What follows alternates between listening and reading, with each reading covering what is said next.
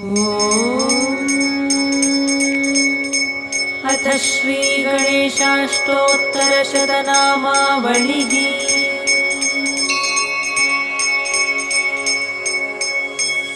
ॐ गजाननाय नमः। ॐ गणाध्यक्षाय नमः। ॐ विघ्नराजाय नमः। ॐ विनायकाय नमः। ॐ द्वैमातुराय नमः। ॐ सुमुखाय नमः। ॐ प्रमुखाय नमः। ॐ सन्मुखाय नमः। ॐ कृतिने नमः। ॐ ज्ञानदीपाय नमः। ॐ सुखनिधये नमः। ॐ सुराध्यक्षाय नमः। ॐ सुरारिभिदे नमः। ॐ महागणपतये नमः। ॐ मान्याय नमः। ॐ महन्मान्याय नमः। ॐ मृडात्मजाय नमः। ॐ पुराणाय नमः। ॐ पुरुषाय नमः। ॐ पूष्णे नमः। ॐ पुष्करिणे नमः। ॐ पुण्यकृते नमः। ॐ अग्रगण्याय नमः। ॐ अग्रपूज्याय नमः। ॐ अग्रगामिने नमः। ॐ मन्त्रकृते नमः। ॐ चामीकरप्रभाय नमः। ॐ सर्वस्मै नमः। ॐ सर्वोपास्याय नमः। ॐ सर्वकर्त्रे नमः। ॐ सर्वनेत्रे नमः। ॐ सर्वसिद्धिप्रदाय नमः। ॐ सर्वसिद्धाय नमः। ॐ सर्ववन्द्याय नमः। ॐ महाकालाय नमः। ॐ महाबलाय नमः। ॐ हेरम्बाय नमः। ॐ लम्बजठराय नमः। ॐ ह्रस्वग्रीवाय नमः। ॐ महोदराय नमः। ॐ मदोत्कटाय नमः। ॐ महावीराय नमः। ॐ मन्त्रिणे नमः। ॐ मङ्गलदाय नमः। ॐ प्रथमाचार्याय नमः। ॐ प्राज्ञाय नमः। ॐ प्रमोदाय नमः। ॐ मोदकप्रियाय नमः। ॐ धृतिमते नमः। ॐ मतिमते नमः। ॐ कामिने नमः। ॐ कपित्थवनसप्रियाय नमः। ॐ ब्रह्मचारिणे नमः। ॐ ब्रह्मरूपिणे नमः। ॐ ब्रह्मविदे नमः। ॐ ब्रह्मवन्दिताय नमः। ॐ विष्णवे नमः। ॐ विष्णुप्रियाय नमः। ॐ भक्तजीविताय नमः। ॐ चितमन्मथाय नमः। ॐ ऐश्वर्यदाय नमः। ॐ गुहज्यायते नमः। ॐ सिद्धसेविताय नमः। ॐ विघ्नकर्त्रे नमः। ॐ विघ्नहर्त्रे नमः। ॐ विश्वनेत्रे नमः। ॐ विराजे नमः। ॐ स्वराजे नमः। ॐ श्रीपतये नमः। ॐ वाक्पतये नमः। ॐ श्रीमते नमः। ॐ ॐ शृङ्गारिणे नमः। ॐ श्रितवत्सलाय नमः। ॐ शिवप्रियाय नमः। ॐ शीघ्रकारिणे नमः। ॐ शाश्वताय नमः। ॐ शिवनन्दनाय नमः। ॐ बलोद्धताय नमः। ॐ भक्तनिधये नमः। ॐ भावगम्याय नमः। ॐ भवात्मजाय नमः। ॐ महते नमः। ॐ मङ्गलदायिने नमः। ॐ महेशाय नमः। ॐ महिताय नमः। ॐ सत्यधर्मिणे नमः। ॐ सदाधाराय नमः। ॐ सत्याय नमः। ॐ सत्यपराक्रमाय नमः। ॐ शुभाङ्गाय नमः। ॐ शुभ्रदन्ताय नमः। ॐ शुभदाय नमः। ॐ शुभविग्रहाय नमः। ॐ पञ्चपातकनाशिने नमः। ॐ पार्वतीप्रियनन्दनाय नमः। ॐ विश्वेशाय नमः। ॐ विबुधाराध्यपदाय नमः। ॐ वीरवराग्रगाय नमः। ॐ कुमारगुरुवन्द्याय नमः। ॐ कुञ्जरासुरभञ्जनाय नमः। ॐ वल्लभावल्लभाय नमः। ॐ वराभयकराम्बुजाय नमः। ॐ सुधाकलशहस्ताय नमः। ॐ सुधाकरकलाधराय नमः। ॐ पञ्चहस्ताय नमः। ॐ प्रधानेशाय नमः। ॐ पुरातनाय नमः। ॐ वरसिद्धिविनायकाय नमः। इति श्रीगणेशाष्टोत्तरशतनामावलिः।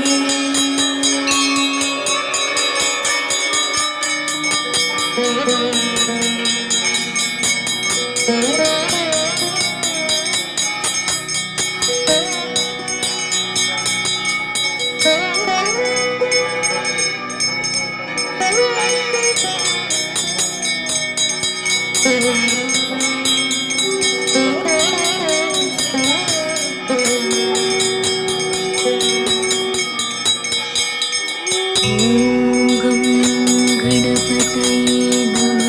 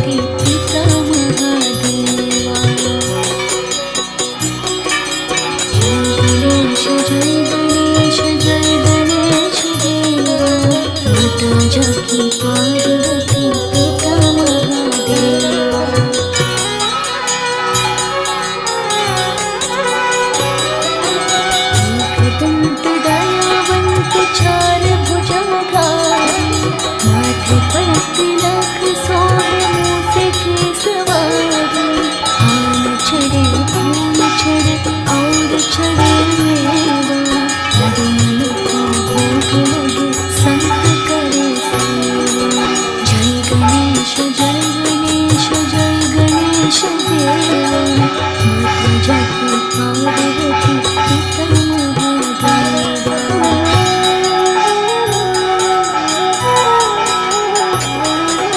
अंधन को आँख देत कोढ़े को काया, बांझन को पुत्र देत निर्धन को माया। सूर्य श्याम शरण आए सफल कीज सेवा, माता जाके पार्वती पिता महादेवा। जय गणेश जय गणेश जय गणेश देवा, माता जाके पार्वती पिता महादेवा। माता जाके पार्वती पिता महादेवा, माता जाके पार्वती पिता महादेवा।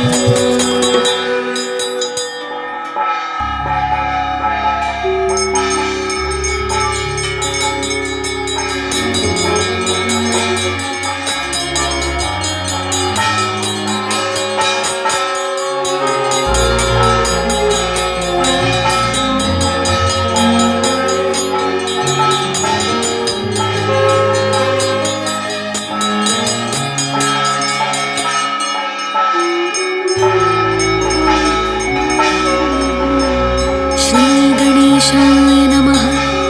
नारद उवाच प्रणम्य शिरसा देवं गौरीपुत्रं विनायकम्, भक्तावासं स्मरे नित्यम् कामार्थसिद्धये। प्रणम्य शिरसा देवं गौरीपुत्रं विनायकम्, भक्तावासं स्मरे नित्यम् कामार्थसिद्धये। प्रथमं वक्रतुण्डं च एकदन्तं द्वितीयकं, तृतीयं कृष्णपिङ्गाक्षं गजवक्त्रं चतुर्थकम्, लम्बोदरं पञ्चमं च षष्ठं विकटमेव च, सप्तमं विघ्नराजेन्द्रं धूम्रवर्णं तथाष्टमम्।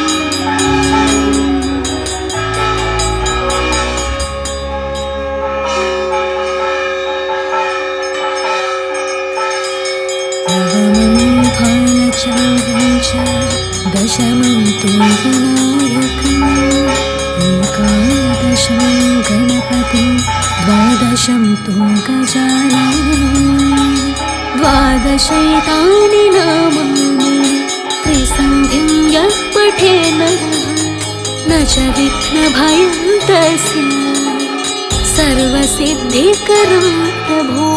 विद्यार्थी लभते विद्यां धनार्थी लभते धनं, पुत्रार्थी लभते पुत्रान् मोक्षार्थी लभते गतिम्। जपेत् गणपति स्तोत्रं षड्भिर्मासैः फलं लभे, संवत्सरेण सिद्धिं च लभते नात्र संशयः।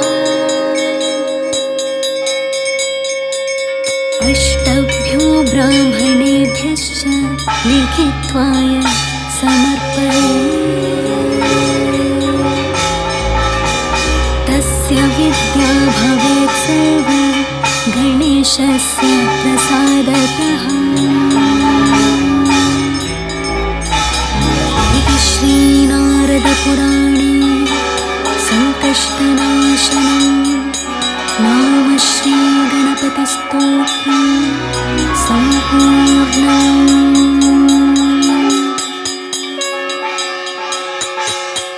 श्रीगणेशाय नमः।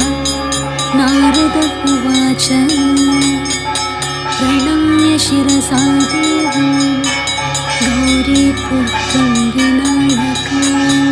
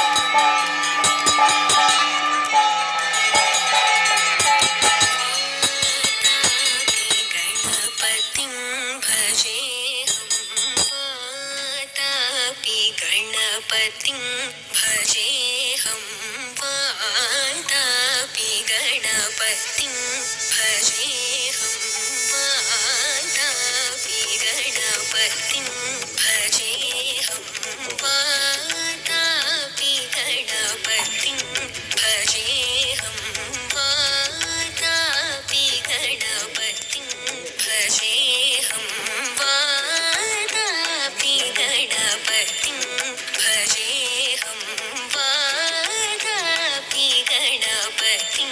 भजेऽहं वातापि गणपतिं भजेऽहं वातापि गणपतिं भजेऽहम्